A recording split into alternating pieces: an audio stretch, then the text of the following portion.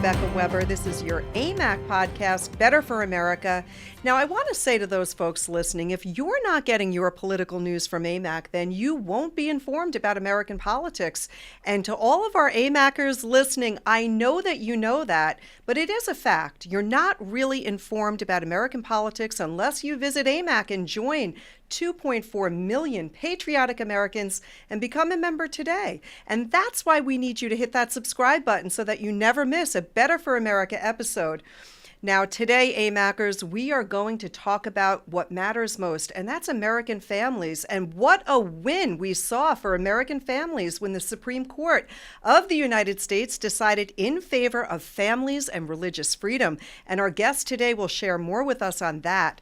But this is such a great thing for parents and religious liberty, and that is why I'm so excited to have with us a voice of strength and courage, of a national defender of parents and children, and someone who empowers those of us who love our children. I'm talking about Jill Simonian. She is the Director of Outreach at Prager Kids. Now, this is a program focused on offering vital resources to educators, parents, and children. So if you ever wondered if hope remains and if there exists a place for finding real and grounded answers in education, Jill Simonian and Prager Kids is it. Jill is often on major media outlets reinforcing what parents and educators can do, where they can find help, and validating the importance of straight talk and real learning. As a mom, a published author, and former television host, she brings a perspective to issues around parenting, teaching, and how to manage the difficult time in public education. Jill Simonian, welcome to the show. Thank you, Rebecca. My eyes started welling up with tears in your introduction. Thank you. We're trying. I'm a regular mom. I'm just trying like everybody else. And we need more people like you, Jill. You're a hero in my eyes. You're doing so much good. And we could start really with so many issues. You have written persuasively on being a mother, a parent, and I really want to start with the big picture if we could.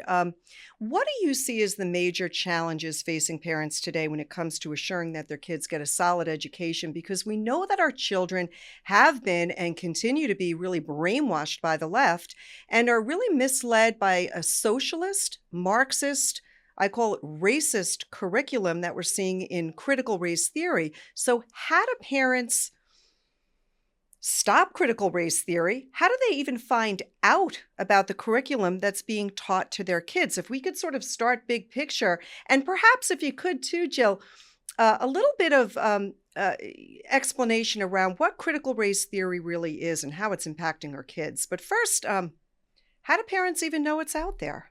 Right. Well, it is a really, I mean, when you look at all of what is going on right now, we're talking about our education system and really our society. I mean, I don't want to be alarmist, but really being overtaken by Marxism and socialist movements. And this really has been happening over decades. You know, a lot of us, myself included, I was really asleep at the wheel. I thought I was involved. You know, my kids went to this wonderful public school that we moved to the area for here in Southern California. My mother was a fabulous public school teacher. My sister currently is a public school teacher. I have had a great lifelong affection for our schools. And I was under this false impression, I was miseducated, if you will, that our public school system was still functioning in the way that it was maybe, 50, 60 years ago. And it really took the lockdowns of what happened in 2020 and 2021 for me to open my eyes and see on my children's screens the, dare I say, indoctrination, and I don't use that word lightly, but the indoctrination that is forced upon our children to get them to hate America, to get them to question themselves, to hate themselves, to think that America is a horrible place. I would see firsthand, and I was shocked. I would see teachers and principals not wanting to do the Pledge of Allegiance. And this is with my children, okay? I would see them not teaching adequate lessons about the historical significance of what happened on September 11th and how America was brutally attacked and how we came together as Americans. And I would see all of these lessons coming down the pike throughout that year of 2020 to 2021. And I thought, how is this happening at my children's school? And when I finally looked at it on a broad level and started connecting with kindred spirits, especially through Prager Kids, with parents across the country saying, this is happening in all of our schools, whether it's East Coast, West Coast, Middle America, our education system has been hijacked, and it has come in the form of what is called critical race theory. I'm not going to get into the dirty details of it because I think that most of us now are educated, but critical race theory is in fact rooted in Marxism.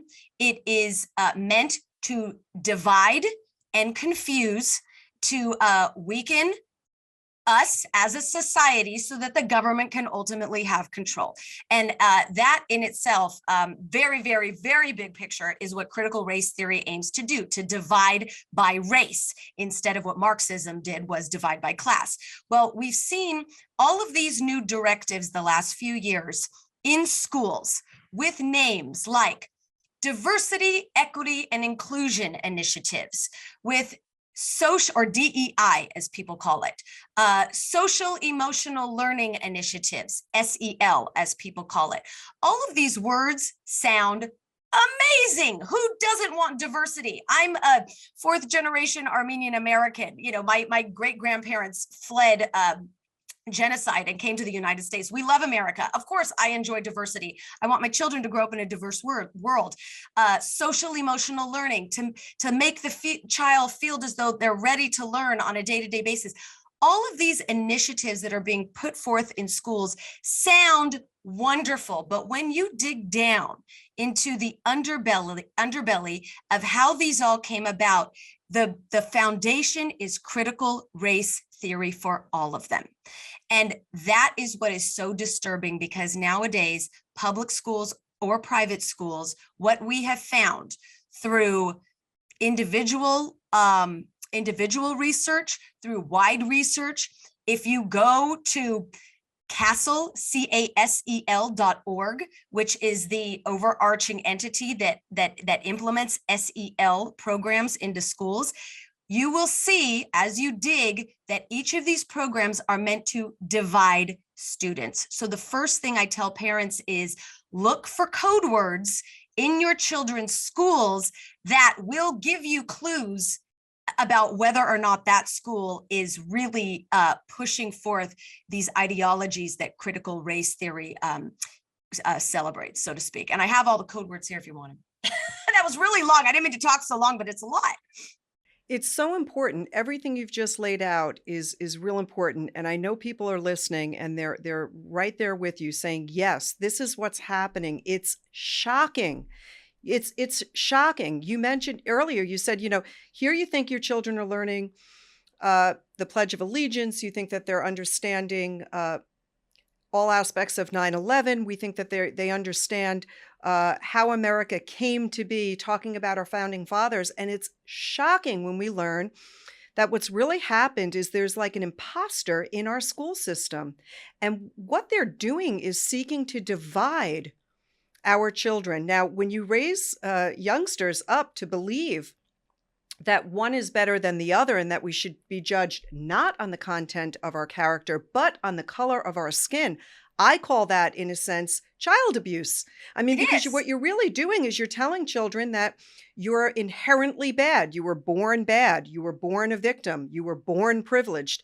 And it completely goes against the America idea, the American ideal, the American idea that all of us have equal opportunity and all of us have rights that are given to us by God, not by government. Mm-hmm. And it's such a fundamental idea that makes America so great. And so I often think, well, there are people who hate America and what we stand for, people who seek power for themselves, a rule or ruin attitude towards the people that they're supposed to be serving, meaning I will rule you, you will follow me my way, or I will ruin things as they are so that you can no longer enjoy them. Now, this is a very, very sneaky thing that's occurring in our country. And I thank God, in a sense, good things can come out of disaster. And we know that COVID-19 was not good for America on so many levels. But the one area that I think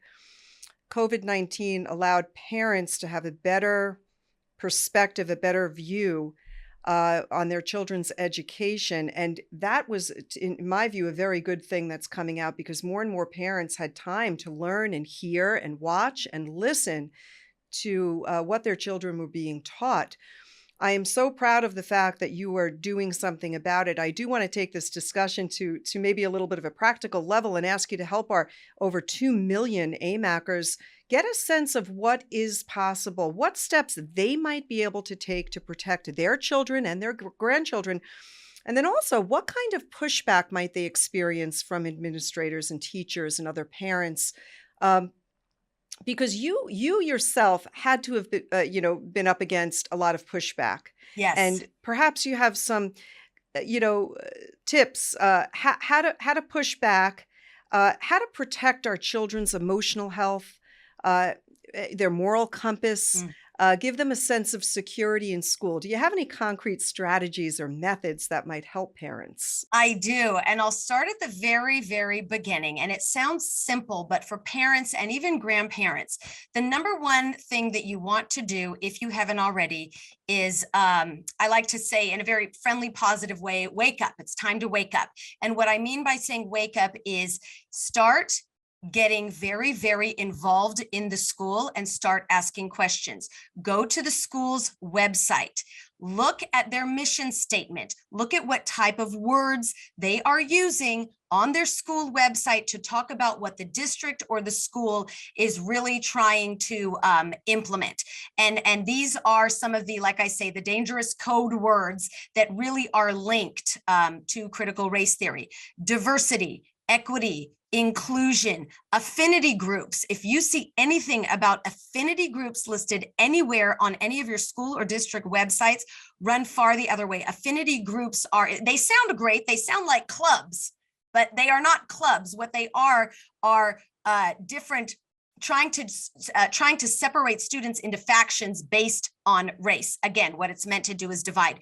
If your school is talking about social emotional learning, red flag, it's sort of a gray area, but again, be very alert. Ask questions about what kinds of surveys are being delivered to students and in what grades and with or without parental consent. One of the things that was very disturbing to me that I actually went to my school board about early on years ago was a survey that my third grader at the time got in her classroom without my informed consent or approval, asking all sorts of invasive questions about family life, whether or not my 8-year-old was binary or non-binary. She didn't even know what the words meant, okay. Surveys about if you do well on a test, do you feel bad for the others who don't do well on a test? Questions about how do you feel about students whose skin color is different than you? I mean, these surveys are being delivered to students. So ask about what kinds of surveys are being delivered to students, and if you can, opt out. My advice, based on my experience, is to opt out of any and all social emotional learning in classrooms. Regarding diversity, equity, and inclusion programs, when it comes to the word equity, I want parents and grandparents to be very aware of how often schools throw that word equity around, because equity is not equality. Equality is welcomed. Equality is equality under God, equality of opportunity, equality for everyone to have a chance to do the work, to progress, to excel based on our own merits as individuals.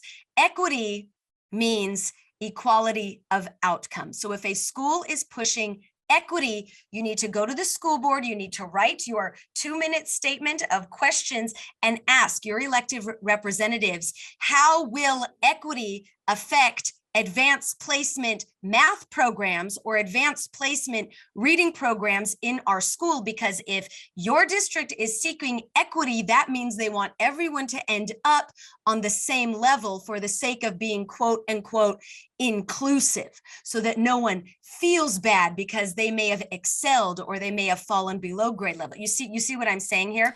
So It's socialist in nature. yes, It's a it is. socialism approach. It's a way Mhm. to, it's the beginning beginnings of communism, when everyone, there's no room for advancement, there's no room for competition, healthy competition, there's no room to identify gifted and talented youngsters who, again, God has blessed certain people with certain gifts, and each and every Right. one of us has them. When you try to remove that from a society so that everyone has the same outcome, go to a socialist or communist country, go to a communist country.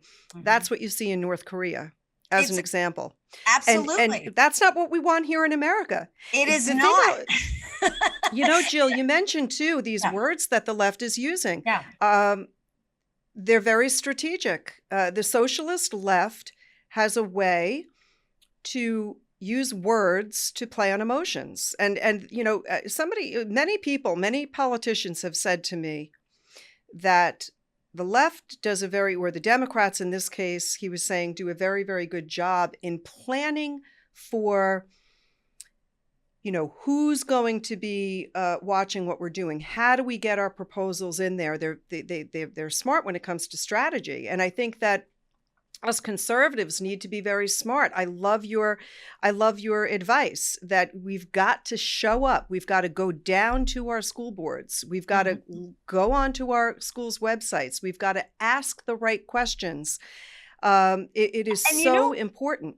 Go and ahead, I please. do I don't want to interrupt you, but I have to say this because this is really a personal lesson that I myself have learned. I mean, my kids are still in elementary school, so I like to say I'm learning along with everyone else here. But one thing that I've really had to come to terms with is we have to be brave to actually speak up, because conservatives, generally speaking, we are not used to fighting back and getting loud and being real vigilant about things. But the time has come now where we're really obligated to do that, and the future of our country depends on it, and our children, the way they're growing up. I mean, our kids are not learning the foundational values that are going to keep this country glued together. So it is on us to get loud and be really committed and with conviction to speak up and not be scared of being attacked. And I was attacked in our school district,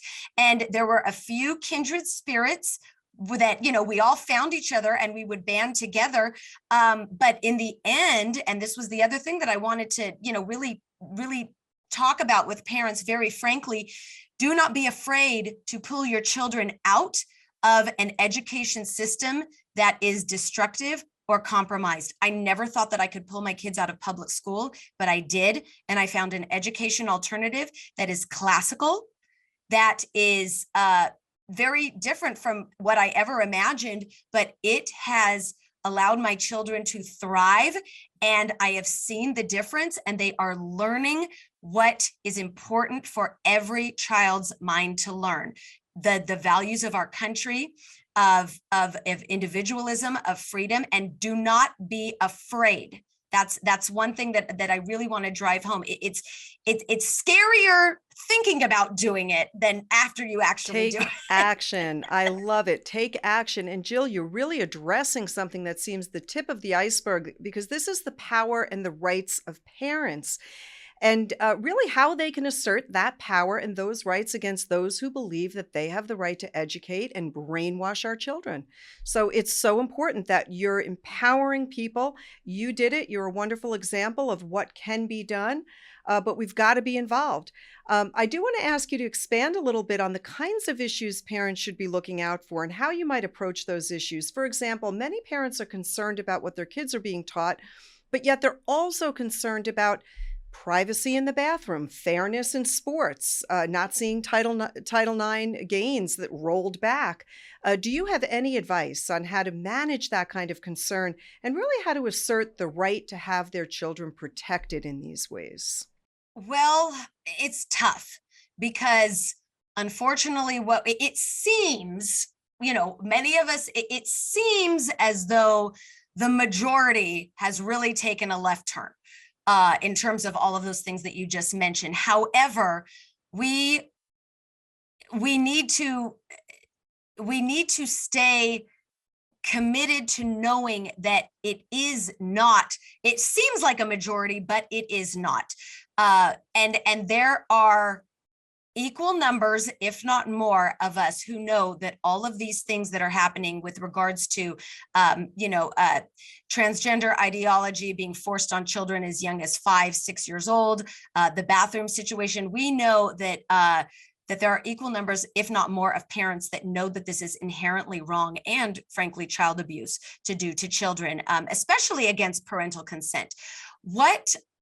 Two things that I can suggest. And one, the first one is always go back to being vocal, go back to asking questions. Do not be scared to walk into the office and ask questions and find kindred spirits, parents, grandparents in your community to really band together and hold elected officials and educators accountable in a public forum.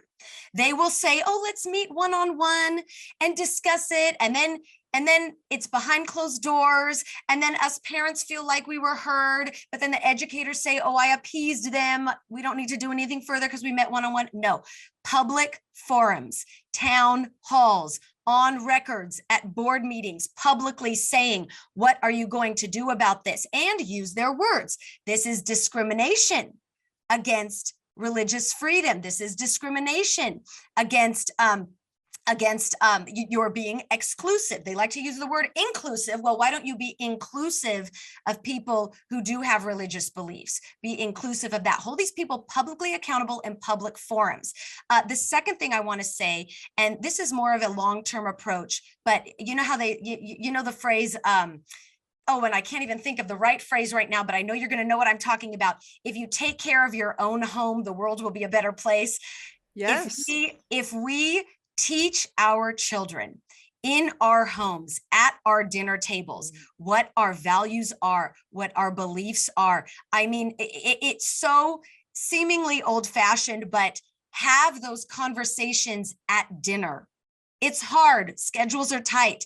Have the bring up, hey, do you know what the First Amendment is? I mean, I did that with my kids, and it's really fun because it helps me as a parent understand. No, it is fun, and have it in the car rides when you're driving them to school. All right, who knows the Bill of Rights? And see who can name what. And what we're doing at Prager KidsU, because it's hard. And I did not know as much American history as I should as a 40-some-year-old mother, Sure. But I'm continuing to learn now. And at Prager KidsU, we're giving parents and grandparents free resources with videos, with books, with online magazines, all free, that teach all of the foundational values that our schools are leaving out. And it's all free, and we can use these tools to sort of create and ignite those conversations with our kids in a fun way that's entertaining, so that you can have quickie conversations about who we stand for as America and what did Abraham Lincoln do, so we can have those conversations so kids learn in short spurts. Really wonderful. I'd like to say, and not really great stuff. Thank you. Can you imagine for a moment if Martin Luther King were alive, what he would be thinking right now when his life's goal and mission was to get America to the point where we would not judge another by the color of their skin, but by the content of their character. And just when we think about that for a minute, it is shocking what is happening here in America. They are reversing all of the good that's occurred over the last 30, 40 years. And, America is an idea. American values are ideas that allow for equal opportunity. And they just want to change America. They want to upend everything that we've worked so hard to get. I talked to young people who are only out of school for 10 years, 15 years, and they say they weren't dealing with that a decade ago, 15 years ago. This is relatively new, but it's happening quickly. It's happening fast. And I want to turn and talk about a little bit of good news, Jill. I want to talk about the Supreme Court decision that decided earlier this week in favor of families. It was challenging a Maine law that prohibited them. These families were challenging a Maine law, and you can elaborate a little bit more, but that prohibited these families from receiving a state school tuition benefit because they chose to send their children to a religious school. Now, the families were represented by the Institute for Justice and by First Liberty Institute. And in this case, the state declined to allow vouchers to be used by parents for religious schools, even where towns have no public high school. Because in Maine, so much of the population is rural that there are more school administrative units without a high school than there are with one. So parents were really asking for the right to use state vouchers, not just at another town's public school or at a non-religious private school, but at a sectarian or religious school. So tell us what the court's decision means for parents and for religious liberty. Well, it's a win for parents' rights, and it's a win for First Amendment, religious freedom, freedom of speech, all of those things that the First Amendment entails. And it was really, I saw the breaking news the other day, and frankly, I was shocked. Because I thought, oh my goodness, I thought it was a joke, and then We're so used to bad news. Right, we're so used to the bad news. Yeah, we're so used to bad news, and I'm clicking around and I'm trying to learn more, and I thought, okay, so this shows that perhaps the pendulum will start swinging back into balance, because, as you said, this feels very, very new with the way our system has been overtaken. However, when you look down into the research, this hijacking of our education system, as I dramatically like to refer to it, admittedly, did start decades ago. But the past 10 years, it really has ramped up. Things start very, very, very, very slowly, and then bam, it hits, and you feel like this happened all of a sudden, when in reality, the foundation has been there for the past several decades. That foundation was being built decades and decades ago. You are correct. Right. And it's only now really coming to the surface. Yeah. And so I, a very impatient person, sometimes feel like, why aren't things turning around quickly? Well, no, it is going to take a decade or two for things to turn around and get back into balance, because it took a couple decades to get there. So this was very, very positive hope for the future. And, I'll go on a little tangent here too. Many people who have seen this, like I said, I just woke up a couple years ago, but many educators and parents who have seen this compromised education happening, and they saw it coming from decades away, said that the demise of our system happened when God was taken out of schools. And I really think that's true. And to be able to now, I know there's a lot of debate over school choice, and there are many groups that are concerned about school choice, ultimately, that it will in fact be run by the government, which I myself have to educate I admittedly don't know much about that. I'm continuing to educate myself on school choice, but taking the funds that are given to parents and allowing them to use it for a religious school is in fact a return to our fundamental foundation of what the founding fathers wanted. That's right. Our Declaration of Independence was under God, like you said. So I really thought, wow, what a win on a very, very deep, profound level. Oh, Jill, thank you. Yeah, I'm with you right there. I am beyond thrilled. These are messages of hope, and it's amazing what a small group of people can do. Yeah. America became America because of 1/3 of the people that fought for America's independence. And so you don't need the masses. And I agree with your earlier statement that there is a very loud minority of people that are posing as the majority. A silent majority out there is waking up, and we're going to see them at the polls in November, and we're going to see some things change, I believe. I'm very hopeful. I do want to ask you a wider question. We're seeing, I think, real dissatisfaction by parents with the loss of faith and fairness and honesty and history and, frankly, reality in public schools, right? Because they're living in an alternate, I think, universe. As a result, we are seeing parents that are moving to private schools, often to religious schools, to assure that their children aren't taught really untrue, inappropriate, confusing curricula. Do you think that the public education in this country is really shifting, in other words, are you seeing more parents choose homeschooling and paying for private schools Or is the public education in this country really in trouble? And, because I wonder if there is a sign that public education needs to be either listen to the parents or you're going to perish. You see what I'm saying? Could we be Yes. seeing a major shift to private education, particularly on moral issues? Because we Yes. may see wider state certification of religious schools. Your thoughts? Yeah, I do think there is a very dramatic shift underway now that's happening regarding going to the private schools. Many parents immediately think, oh, let me just take them out of public, put them into private. Private will be a solution. I'm paying for it. Parents have more say. One thing I do want to bring to light is that many private institutions, educational institutions, are accredited by an organization called the NAIS, the National Association for Independent Schools, which unfortunately, what we've found at PragerU through our resources is that the NAIS in itself is also compromised with this Marxist ideology. And They sure are. Many directives that the NAIS puts forth in order for private schools to become accredited, which is necessary, to become a legitimate school. In order for these many private schools to become accredited, they must adhere to certain diversity, equity, and inclusion initiatives. They must adhere to, different ideologies that are radicalized, such as transgenderism and many different things that we've seen across the board. So be careful about the private schools. If you're going to a private school, you're still going to want to ask all of those questions. What is your opinion on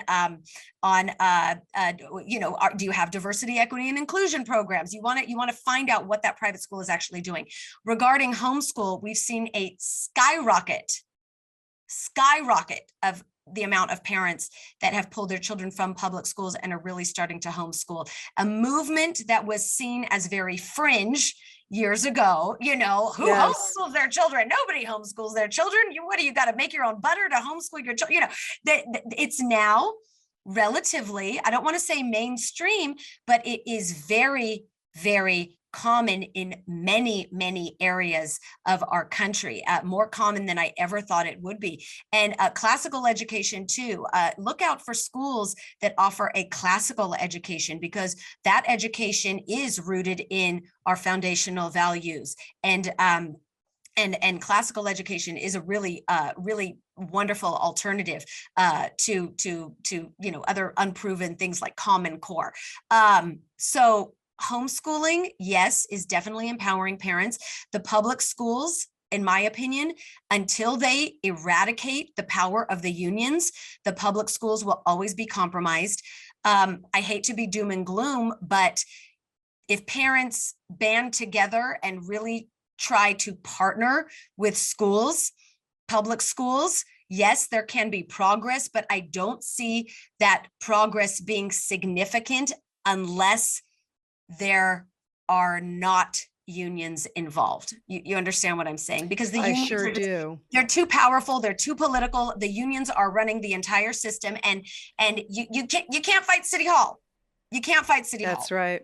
You can't fight City Hall. Here's the thing too. We saw what happened in Virginia. We saw what happened in Loudoun County. We saw what a difference parents can make. We witnessed that. And we see what's driving people, I think, to decide who they're going to vote for or who they're not going to vote for. How do you think that this issue will affect or play into elections later this year, specifically in November? Well, I hope they mirror what happened in Virginia, quite frankly. In a nutshell, many organizations these days say it is the year of the parent. And we, now that we know what we're up against as parents, we are up against a Marxist machine in our education system. The first step is knowing what we're up against. The second step is taking action. And for parents, it really is on us to get involved in our communities, in our elections, in helping helping our elected officials realize that they are beholden to those of us who elected them to really step up and make change on that level like they did in Virginia. Amen. I'm excited to see how parents are going to really help us take back America.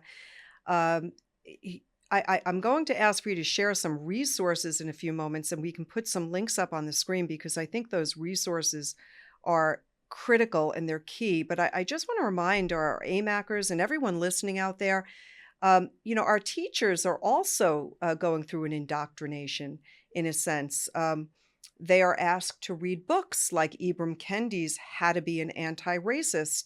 To anyone listening out there, you can't judge a book by its cover because that sounds pretty good, doesn't it? How to Be an Anti-Racist. Nobody wants to be a racist.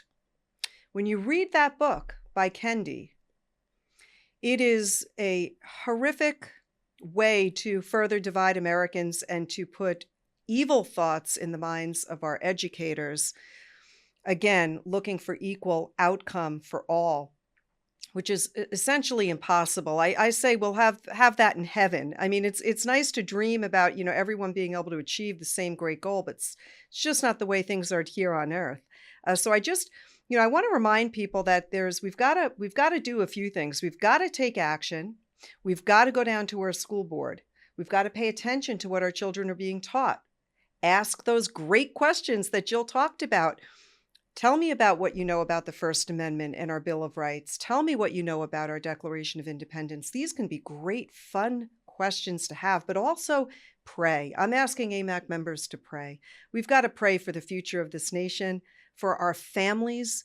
They're at the core of what makes this nation so great. And there's no question about it. The families are the most important component in any young person's life. And so I'm just praying over families and for our children that we find the strength and the ability to really be a voice to protect those most innocent in our country who are being impacted with lies. And they're really being groomed to work for the socialist left, in my view. So it's real important that we're having these conversations, Jill, and I do want to leave our listeners with some resources. So share with us, where can they go for that? Okay, so the my favorite resource personally is because I am a part of it. I'm very, very blessed to be a part of PragerU Kids. PragerU.com/kids. So it's PragerU.com with a /KIDS. And we have videos and books and digital magazines. We have a really fun game show all about history that your kids are going to love and laugh out loud and actually learn a lot about many of the historical figures that they've never learned about in school, important historical figures. But we have the resources for all of you and for teachers too, because what you said about teachers being pressured and indoctrinated, teachers now are in fact required by many school districts to take these anti-racist workshops and decolonization workshops and workshops on how to help a child transition genders without a parental consent. And we know that there are millions of wonderful teachers across this country who reject and resist all of this very, very bravely, but it is very scary for them too. So the resources that we have at PragerU Kids are also for them. And we ask you to subscribe to get your to get these shows and information in your email inbox free. If you are moved to make a donation to PragerU to keep us working hard to make these children's entertainment, educational programs to keep educating our youth. We're grateful for that. We are a nonprofit, but yeah, we have, and we also have a list of outside resources too. If you go to our website, different books and organizations that can help you along your way and really discovering how to reject what's happening in our schools. Jill, thank you so much. It has been just such an honor to have you here. I appreciate your courage and your candor, your leadership in so many ways. This really, really matters. This counts. What you're doing is really an example of what can be done and what we should all be doing really on the local level, and the importance of protecting our children, not just nationally, but state by state, standing up for the truth, asserting our parental rights. Again, thank you so much. And I really do hope to have you back with us soon. Thank you so much. I would love to come back. Yeah, I would love that. You're just have such great energy and a great message, and you certainly are inspiring us all. So thank you. And I want to thank all of you AMACers and everyone out there listening today. Thank you for tuning in. And if you haven't downloaded the AMAC News app, you can go ahead and watch this show, other podcasts, and track all kinds of breaking news right there on the AMAC News app. So please make sure to hit that subscribe button, follow, like, and share wherever you are on social media. Until next time, I'm Rebecca Weber. This is your podcast, Better for America. Thank you for being here. God bless you, and have a great day, everyone. You're listening to the Better for America podcast, presented by Amac, the Association of Mature American Citizens. To learn more about Amac and all it has to offer, visit us at www.amac.us.